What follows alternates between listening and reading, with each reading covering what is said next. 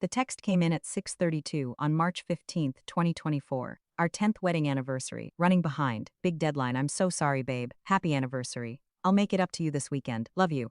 3 red hearts, 1 kiss face emoji. I was sitting in my truck outside a French-American restaurant in Richmond's Chaco Slip, wearing a charcoal suit I'd bought from a consignment shop 3 days earlier, because master electricians don't have department store budgets. But a man only gets 1/10th anniversary, and I wanted to look like I understood that.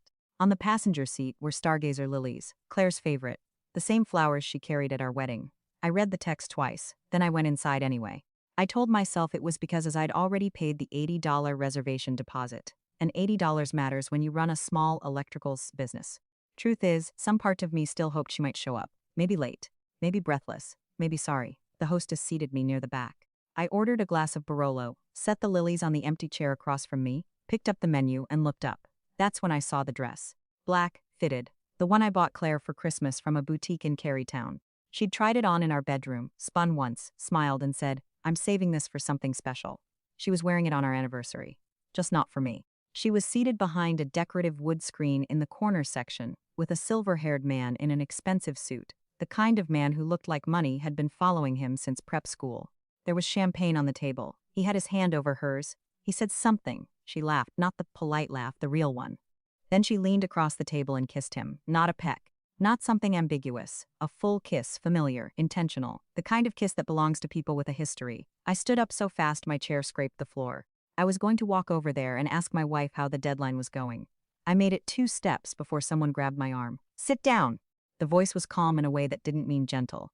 It meant controlled. I turned and saw a woman in her late 40s, dark hair pulled back, navy blazer, white blouse, no jewelry except a practical watch. She's had the posture of someone who'd spent years in rooms where standing right mattered. "Let go of my arm. Sit down first. My wife is over there kissing another man." "I know who he is," she said. "I know who your wife is, and I know exactly what's happening at that table. Sit down because the real show is about to start." Something in her voice stopped me. I sat. She took the chair across from me, right beside my anniversary flowers, and slid a business card over the table. "Dana Hale. Private Investigations. I was hired 3 months ago by Eleanor Price," she said. "That name won't mean anything to you yet. It will in a minute. Eleanor is the second ex-wife of the man your wife is having dinner with. His name is Graham Mercer. He's the CEO of Mercer Bay Capital, where your wife works, and their affair is about to cost him $5 million. I stared at her. Across the room, the waiter brought them another bottle of champagne. "I'm gonna need more than that. You'll get it. But first I need 30 minutes from you. Don't go over there. Don't let them know you're here. I have a photographer outside and another investigator at the Jefferson, where Mr. Mercer has room 417 under a standing reservation. If you blow this up now, you'll get a public scene. If you wait, you'll get everything." Everything meaning what? Proof. Leverage. And the truth about your wife that goes well beyond this dinner. I ordered another glass because my hands needed something to do. Then Dana told me the rest. Graham Mercer was 52, old Virginia money, 2 divorces behind him. The second one had ended badly enough that his ex-wife's attorney got creative. Their settlement included a morality clause. If Graham got involved in another workplace affair within 5 years, he owed Eleanor another $5 million. He signed it anyway. Because men like that always believe consequences are for other people. Claire had been his executive assistant since 2018. According to Dana's surveillance, the affair started 14 months earlier. Then she slid a bank statement across the table. My wife had been receiving $15,000 a month from a shell company called Mercer Advisory LLC. No employees, no clients. No purpose except to move money from Graham Mercer to Claire Pierce. 14 months, just over $210,000. Hidden in an account I didn't know existed. I remember looking across the restaurant at my wife, laughing over champagne, and thinking how small betrayal can look from a distance. Just 2 people dressed well, enjoying dinner. You couldn't see the 14 months. You couldn't see the lies. You couldn't see the money. "Why are you helping me?" I asked. "I'm helping my client," Dana said. "Your wife is the evidence. Graham is my target. But what I found doesn't stop mattering because you happen to be collateral damage." Then she looked at me the way experienced people do when they've seen this exact moment before. "You can still do what most people do," she said. "Walk over there, yell, make a memory everybody in this room carries home tonight. It'll feel good for 10 minutes, then it'll cost you. Or you can walk out quietly, kiss your children goodnight, and let patience do what anger never could." I sat there a long time. Then I stood up, picked up the lilies, left cash for the wine, and walked out without looking at Claire again. I came home to my children asleep upstairs. Mason was 7 then. sprawled across his bed with his baseball glove on the nightstand, like he thought somebody might ask him to play in the middle of the night. Ivy was 4, curled around a stuffed rabbit, hair tangled, thumb hovering near her mouth, the way it always did when she fell deep asleep. I stood in that doorway for 20 minutes watching them breathe. I didn't cry. Something colder had settled in my chest by then, not rage, not grief, resolution. If you want to understand why I handled it the way I did, you need to know who Claire betrayed. My name is Nolan Pierce. I was raised in Church Hill by my mother, Bernice, who carried mail for 30 years and taught me that showing up matters more than speeches. I became an electrician because current made sense to me. At 29, I started Pierce Electric with one van, a tool belt, and a small credit union loan approved mostly because the loan officer knew my mother and trusted her judgment. By 2024, I had 8 employees, steady contracts, and a business built on one simple reputation. We show up, we do the work right, and we don't cheat people. I met Claire in 2012 at a cookout in the fan. We married 2 years later.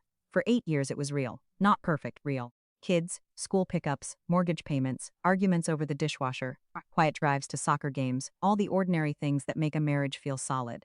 Claire started at Mercer Bay Capital in 2018. Better pay, better title, bigger world. I was proud of her. I didn't notice soon enough that admiration for her boss had slowly become something else.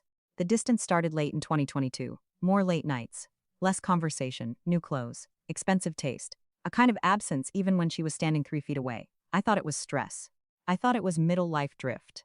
I thought if I worked harder at the marriage, it would steady. So I planned the anniversary dinner. The next morning I called Cole Barrett, a divorce attorney and former JAG officer whose office still smelled faintly like old coffee and bad news. I walked him through everything. When I finished, he leaned back and said, "Virginia is still a fault state. Adultery matters. Hidden marital assets matter. And $15,000 a month from her boss through a shell company matters a whole lot. What about custody? A parent who lies this steadily does not present well to a judge, especially when the money trail is this ugly." Dana delivered the file a few days later. 47 photographs, time-stamped hotel entries and exits from the Jefferson on 11 separate nights. Credit card receipts, bank statements, text messages. The affair timeline. The shell company records. Graham Mercer's prior pattern with another executive assistant. It was airtight. Cole filed on April 3rd. Claire was served at her office. That night she came home in tears. "A divorce? Nolan, what is this?" I was sitting at our kitchen table with a glass of water.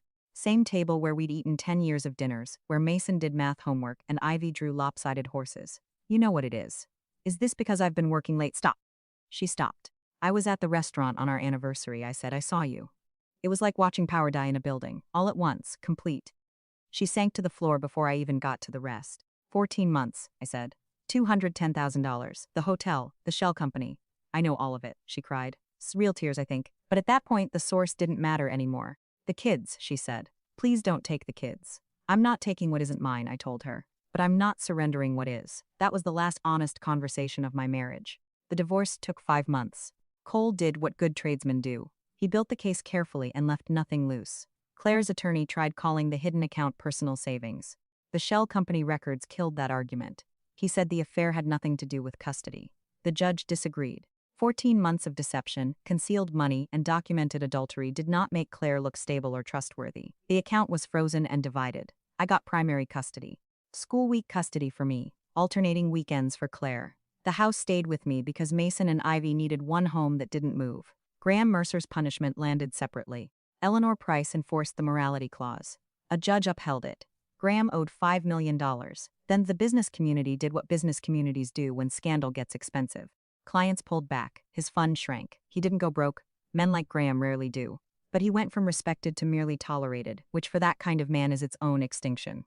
Claire lost her job in a restructuring. No severance, no meaningful reference, just the corporate version of being erased. Dana sent me one final report after Eleanor's case wrapped. At the bottom, she'd handwritten a single sentence. "Patients paid." She was right. A year has passed now. It's March 2025. I didn't buy lilies this year. I took Mason and Ivy for pizza instead. Ivy won a stuffed penguin from the claw machine and named it Spsh because she said it looked startled, which is apparently what electricity looks like to a 5-year-old. Pierce Electric is doing fine. We added another apprentice. My mother still comes over twice a week and takes over my kitchen like she pays the mortgage. My friend Reggie stops by on Fridays with beer and useless advice about my dating life, which currently does not exist. I'm not ready. The wiring in that part of my life still needs inspection. Claire sees the kids every other weekend. Mason asks questions now and I answer them in pieces small enough for a child to carry. Ivy still fights me on hair brushing every morning, and I stay patient and we get through it. That's the thing I learned. The night at the restaurant felt like the moment my life ended. It wasn't. It was the moment I stopped confusing love with blindness. I'm driving to a job in Henrico as I tell you this. Mason's in this passenger seat because school's closed for a workday. He's turning his glove over in his lap, asking me how I know which wire goes where. You read the plans, I tell him. You follow the code. And when the plans don't match reality, you use your judgment. He thought about that for a minute, then asked, "Is that what happened with you and Mom?" "A wrong wire?" I looked at him. 8 years old. Too young for the full truth. Too smart for a fake one. "Something like that," I said. "But the house is rewired now, and the lights are back on." He nodded like that was enough. And for now it is. A year ago, I was 2 steps away from blowing up my own future in a restaurant full of strangers. Then a woman I'd never met put a hand on my arm and told me to stay calm because the real show was about to start. I listened, and when it was over, the people living in the dark lost their power. Mine stayed on. So let me ask you this. If you were sitting 2 tables away from your spouse on your anniversary, watching them kiss someone else, what would you do? Would you walk over there and burn the room down? Or would you sit back, let the truth finish arriving, and trust patience to do what anger never could? If you've ever lived through betrayal that changed the whole architecture of a person you loved, not just the affair, but the money, the lies, the rehearsed excuses, I'd really like to hear how you got through it. Leave it in the comments. And if this hit something in you, stay close. There's always another story.